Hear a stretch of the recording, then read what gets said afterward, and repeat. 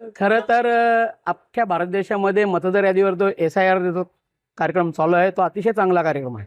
परंतु काही आमच्या मतदारांच्या बोला किंवा राजकीय जे पदाधिकारी ज्यांच्या थोड्याशा शंका होत्या. आज ठाण्याचे जिल्हाधिकाऱ्यांनी भिवंडी ग्रामीण विधानसभा असेल, भिवंडी पूर्व विधानसभा असेल, भिवंडी पश्चिम असेल किंबहुना शहापूर या चारही विधानसभाच्या संदर्भात SIRच्या संदर्भात आजची जी मीटिंग घेतली होती.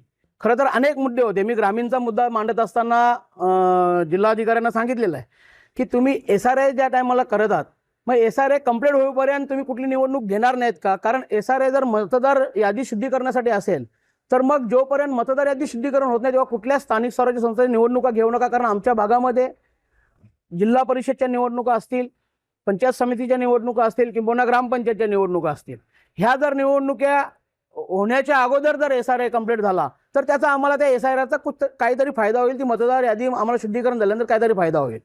कारण SRA जर कंप्लीट झाल्याने निवडणुका झाल्या तर आम्हाला 5 वर्ष तरीच बोमटा मारायला बसला लागणार. हा एक मुद्दा आम्ही कलेक्टर साहेबांना सांगितलेला आहे.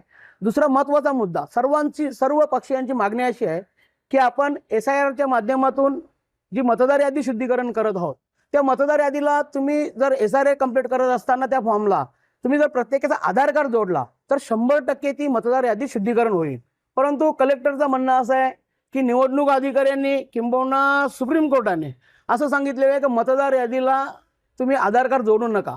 मला तर शंका येतोय किंबहुना मी असं सांगेन की या शासनाला किंबहुना या निवडणूक अधिकाऱ्याला खरंच ती मतदार यादी SIRच्या माध्यमातून शुद्धीकरण करायची आहे का? जर शुद्धीकरण करायचे असेल तर मग त्याला आधार कार्ड का लिंक करत नाही? ज्या अर्थी तुम्ही जर आधार कार्ड लिंक करत नसाल तर हा फक्त लोकांची दिशाभूल आहे. जर खरोखर तुम्हाला मतदार यादी शुद्धीकरण करायचे असेल तर आमची सर्वांची मागणी आहे ना का त्याच्यासाठी तुम्ही आधार कार्ड लिंक जॉईन करा जेणेकरून ती मतदार यादी शुद्धीकरण होईल. पण आजही मला असा संशय येतोय की हा शासन असेल किंवा मतदार तुमचा निवडणूक अधिकारी असेल यांच्या मनातच नाही का ती मतदार यादी शुद्धीकरण झाली पाहिजे. आमची सर्वांची एकच मागणी आहे की ह्या मतदार यादीला जर शुद्धीकरण करायचं असेल तर त्या मतदार यादीला तुम्ही आधार कार्ड लिंक जॉईन केलाच पाहिजे.